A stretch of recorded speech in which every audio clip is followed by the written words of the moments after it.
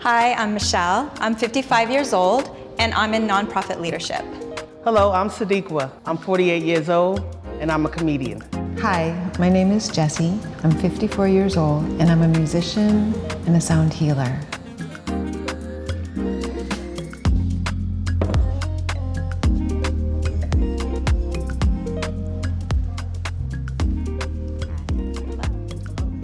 When I told my kids I was coming here to talk about pop culture, they gave such a chuckle about, Mom, what do you know about pop culture? Right. Do you guys have kids? So I am a single black lesbian. No kids. I do have nieces and nephews that I tend to treat like my children, but no. How about you? No children myself. It's never really something that I thought was important for me personally, even though I admire people who do it, because it's incredibly difficult and challenging kids, so that's awesome. Yeah. I mean, yeah, they were just like, Mom, like, what are you really going to talk about? What do you know about pop culture? And I thought, well, I mean, I navigated being a mother, and, you know, internet and social media came about when they were children. Right. And I had to navigate as a parent, figuring out what was best for them.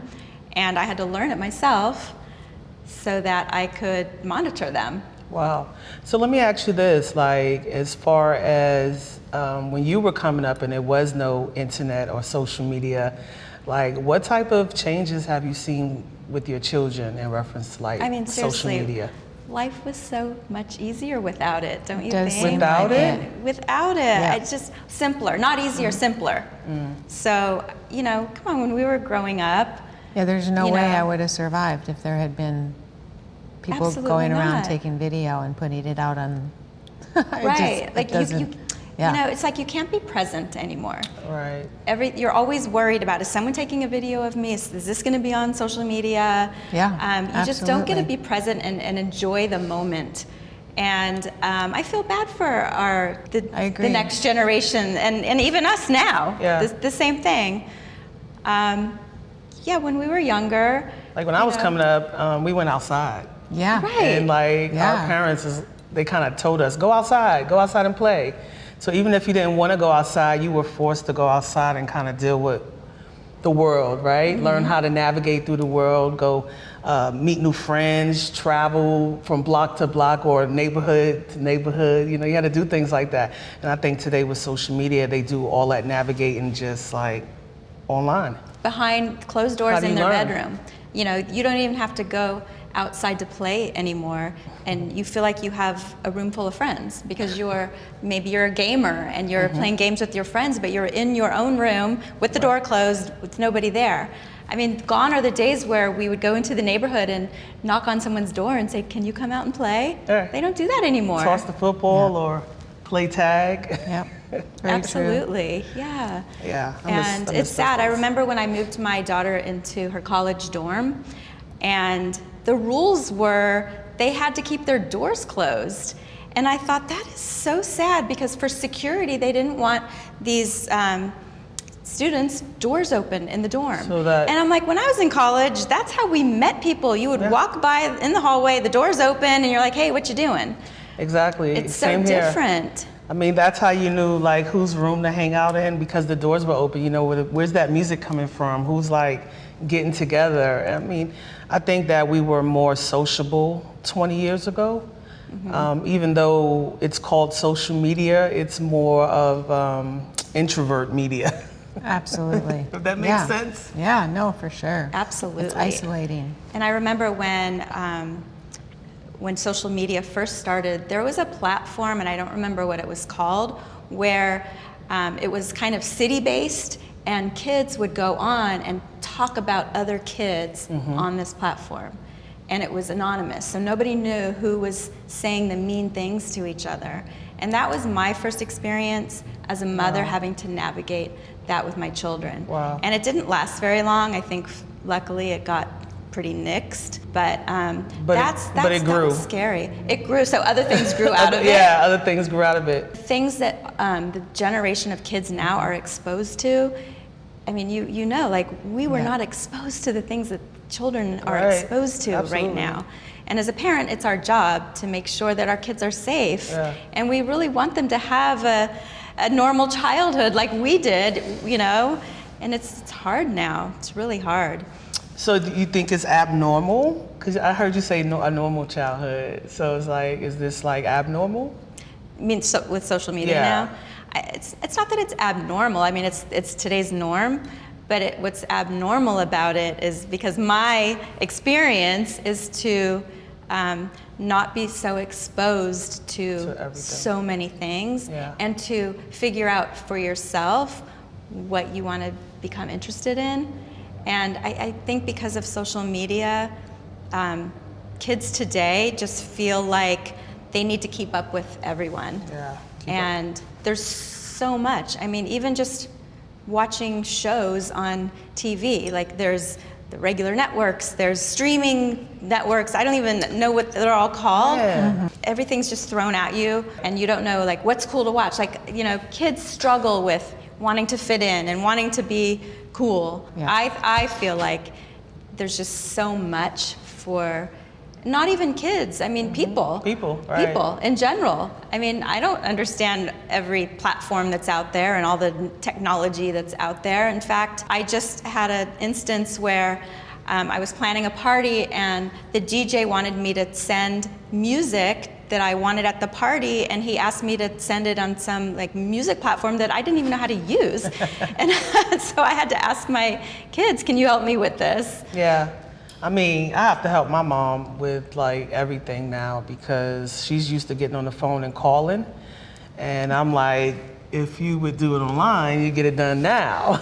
Right. So I think that's a cultural shock for like the generation before me, where like they're so accustomed to, you know, get in the car and go into a place or picking up the phone and calling someone and speaking. And now I know they struggle. Oh, They yeah. struggle with having to go online, and they would prefer, they'll sit there and wait for hours to speak to someone before they want to go That's so online. true. And that's challenging. Oh, it's so So, true. yeah. You know, nowadays parties, you're invited to a party from an e-vite Yes. or, you know, an electronic from an email, and you're required to RSVP Yes. Via online. that, yes. And my mom will call me and say, I don't know how to do this. Can you just tell them I will be at that party? And I get that. And what you said about them just being able to make a phone call instead of doing something online. My mom will like literally say, I spent 3 hours on hold and I finally got what I needed. And it's sad, Because apps run the world. but the personal touch is still so important. So I think what's happening is our kids, the new generation coming up, they're missing so much personal interaction and personal touch, and they're losing the ability to communicate. For me, I want to spread good energy, and so I try to use it as a way of being positive and Right. not feeding into there's so much negativity on there, and it's hard to, when you look at it, not to see all these sad things that make you like really bummed out. It's kind of like the news, no? Yeah, it's very much like the news. It's like the news Very much like the news. 24/7, 365. I've gotten into like sometimes I have to like tell myself to stop because I can go back and forth with people on the internet and social media. If I read something and I disagree with it, sometimes I'm like on deck. I'm ready to be expressive, and I can go back and forth, and I know my history, and so I use it. Yeah, and it does call that, I think. I think that it wants us to feed into a narrative. And I feel like I understand that impulse, and I get that impulse, and then I just shut it down because I realize, what is that going to serve in the long run? Well, people feel so much more bold to be able to say anything they want to say behind the computer screen. Right. And you get that same person in a one-on-one conversation with that person that they're interacting with, and not the the conversation would be so different. It would be more civil. But when people are hiding behind the screen, they really Or savages. Yeah, it is. Definitely more so, To my yes. point, that's what happened in the early stages of this social media platform with the children, because children can be really mean. Right. And, Yeah. And so bullying, I know that's a thing, like, opposed to like 20 years ago when you go outside and it was like maybe a neighborhood bully. But on today on social media, there's a whole world of bullies. There's like, it's a whole space for people to be bullies. Yeah. I think that's one thing that's changed or has impacted, especially our youth, with social media. Yeah. Yeah. Something that I notice when I see something on social media that I've never heard of, maybe it's a restaurant, maybe some friends of mine are at a restaurant. I'm like, wow, that looks so cool. Then I look it up. I'm like, okay, that's the coolest restaurant. I'm going to make a reservation there. So there are some great things about it. You know, people can use their social media to promote themselves, and I think that that's something that it's free advertising. Yeah, absolutely. That 20, 30 years ago we didn't have. Yeah, so if you can use it selectively and you can use it for your, in your own way of, the way that you would act regardless of if you were on social media or not, then I think Yeah. it can be very beneficial. Absolutely. Yeah, but when you're younger, it's really, I can't imagine how you would find that ability. It's crazy because like I'm a comedian, right? So like my agent's always telling me like you need to have a viral moment. And being a woman of my age, I'm not necessarily interested in I would love for something to go viral, but I'm not interested in seeking or producing a viral moment. And that's like one of the things as a comedian that's challenging because we have social media comedians that are going viral every day or doing something every day. And so I'm challenged with like, I have to post every day. What do I do every day? Do you feel sometimes that it's intimidating to keep up with the competition? Absolutely, Yeah. absolutely. I look every day like, and I'm always pondering on what can I do? So, yeah, absolutely. When you meet someone or you hear about someone to possibly date, don't you stalk them on their social media? It's I mean, a way that's how to you can learn investigate. about them It is, first. Yes. You stalk them? I don't know about stalking. So like, let's be honest. That's so crazy. Like, I guess in a sense, stalking is probably the most appropriate. No, so there's this young lady that I'm interested in. She lives in another state. We've been, having little flirtatious moments here and there, but yesterday she posted something and she had gone to a wedding and she was gorgeous. And I was like, oh my God, you're so gorgeous in your post. Like, thank you. But I took a screenshot because I wanted it. Is that a level of stalking? That is a level of stalking. But not only that, the social media platform, if they catch it, it'll send them a message to say such and such just took a screenshot. But it's in a blink of an Really? eye. If you don't know, you might miss it. Right. So after I did it, I felt that way. Like, ooh, maybe she could see that I took a screenshot of her and maybe that's, a little turn offish or whatever. So I kind of check myself, but it's very easy to get obsessed with somebody on social media. And the difference, like 20 years ago, you have to talk to people on the phone, set a date, meet, and people can actually just have 3-6 month relationship with people on social media and never talk to them on the phone or never see them in person. That's so true. And also you can go through their social media and just from what they post, you just say, oh, no, they're not for me. But you know what, maybe they are. Maybe if you actually met them in person and went on dates and courted each other, they would be the right person because not everyone posts everything about themselves on social media. Or they may only post what they really want you to see and they don't show you a full view of them. So this is, because I'm a comedian, so I'm only showing you a bunch of flyers for my performance. I'm not really showing you who I am as a person. Exactly. So you're like, oh. Yeah, I don't want to date a comedian. My take on influencers is that I feel like there's some really great people that have a lot to offer that are offering I think it's it's a channel for creatives. So you can be very creative and you can have a platform with which to express your creativity. And I also think that it can work against you in the sense that you become trapped in that narrative of what you're either trying to sell or to relay to people. So I feel like there's positives and negatives in it. What do you think about influencers? I mean, I wish I could be one. Right. I'm looking for a way to be an influencer. So, I think it's great. I think that in the sense that ordinary people can promote a product or something, a show, a song, something, and they can actually benefit monetarily from that. And I think that's awesome. And that's one thing I do like about the internet and social media is that it has opened up so many different avenues for people to make money. If you know how to take advantage of it. So I'm in that pool that's just like by the sideline, looking for an opportunity to do it myself. Absolutely. I agree with you. I'd love to be an influencer too. Yeah. And it's capitalism at its, best. Finest, right? It is. It's like anyone can now be someone, and break in and do something.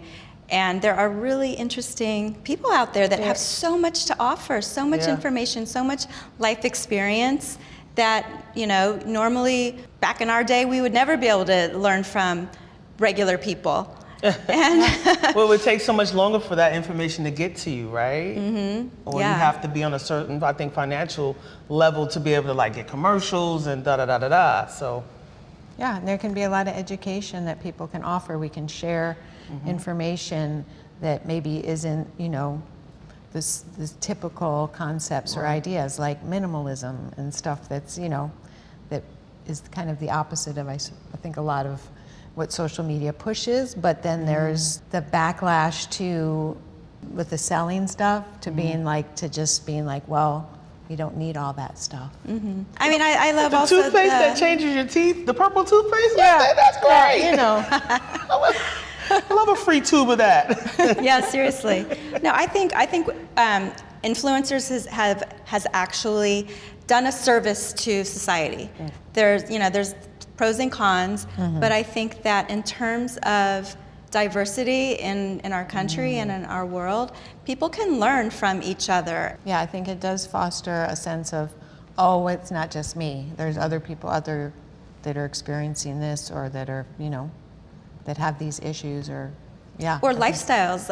I sometimes I'm fascinated about other people's lifestyles that is so foreign to me. Yeah. And I watch and I learn from them and I think, well, I don't need to be afraid of that or judgy. It's like people are people. Let them be who they are as long as they're happy and they're not harming anyone.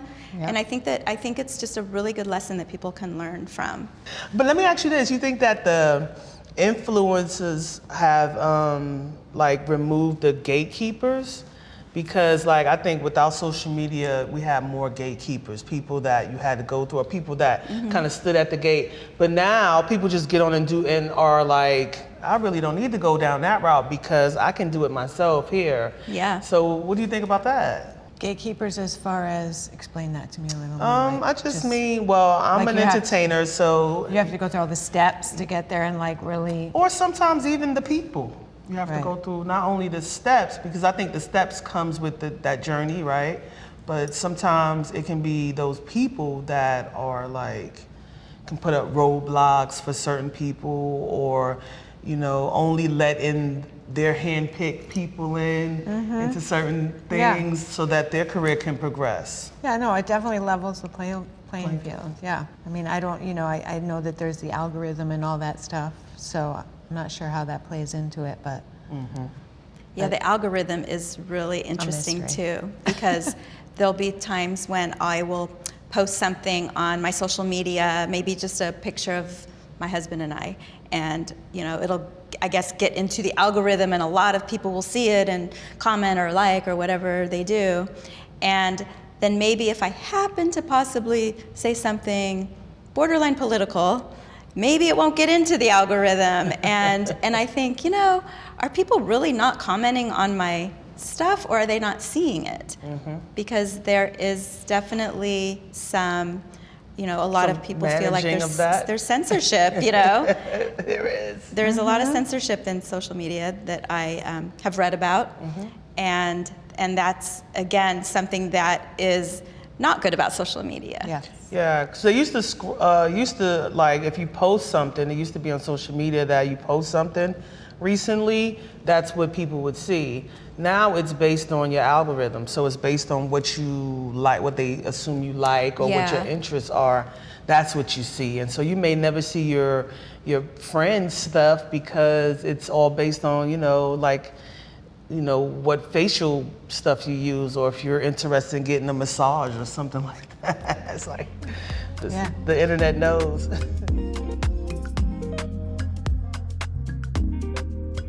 It's interesting. I remember when I was a kid, there were, comedy clubs, and it was like a great first date when you're in high school to go to a comedy club. And, I went a few times to the comedy clubs, and I like comedy. My kids, they know so many comedians now because of what they watch on I'm not even gonna say TV because it's not TV. It's it's I don't know, Social media. YouTube and streaming. Streaming Right. and I love learning from them because they are just so seamless and easy about technology and what's coming up music wise. I mean, I miss that, not having children. So I don't have that kind of like input or influence, especially since I live out here in California, and I don't have my nieces and nephews, but I don't have kids to tell me. So I have to, and then I find myself sometimes being kind of the auntie in the room because why am I here? And I want to know what's cool. Yeah, when I was 4 years old, the TV was taken away. And because I was classically trained on violin, so that's all they wanted me to do was play the violin. Wow. So yeah, I grew up with no TV, and I had to read books and go to music camp, music school, everything involved with music, which was kind of torturous at the time, but incredible in the long run. I'm very grateful now.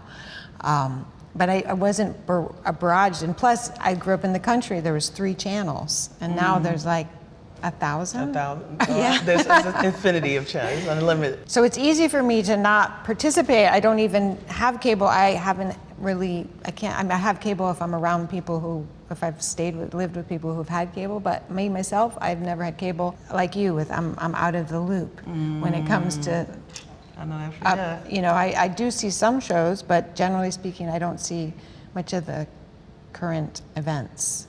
Yeah. Wow. I mean, I get intimidated when I turn on my TV because we have one of those smart TVs, so we don't have cable, which I don't even understand. And I turn on the TV, and then I have to scroll through if I want the cable app or some other, streaming platform to watch, a movie or a series. And so I choose not to turn on the TV, and if my husband wants to, I let him do it. I think it's really confusing. And I do try to keep up with what's happening in the world and with technology because I don't want to feel like our mothers who can't do anything, right? I never want to have that. And you gotta try. And I've always, because I had kids, I really always felt like I had to keep up because I just wanted to be able to make sure that they were safe and monitored. And I'm wondering if maybe because you don't have children, did you just That's part of it too. You didn't feel like the responsibility? I have a computer. I'm always working on my computer with my music, and I do keep up on the news and social events. And I do watch shows with my friends and stuff. But I go to their house and I see them. It takes a half an hour to find anything because they have so many different things. So I am aware of what's happening. Yeah. But I don't myself. I find that it's not really part of my. It's not priority. My deal. And it's crazy because now you have to purchase apps individually. Like cable, you would get cable, crazy. And then you would have all your regular channels, and then whatever your HBO, whatever you elected to have, right? But now everything is itemized. So you have to get each app separate. And I can't even imagine how much the bill costs. I've found alternative ways to get my feed, but I know people that buy every app, and I'm just like, yeah. how do you pay $15 a month for like 10, 12 Yeah. apps? That's outlandish to me. When we were growing up, it's like you would rush home to see such and Yes. such. You couldn't, if you weren't home, you missed it. You missed it, Right. right? And then the cooler talk was, did you see such and such last night? That's gone That because is everyone watches everything at their own convenience. It's just- Yeah. Which would have been one of the things beneficial for me, because when I was growing up, I never knew what was happening. I felt very left out. Yeah. Wow. You like, did you read Now that I just don't latest, know anything, but it's all good.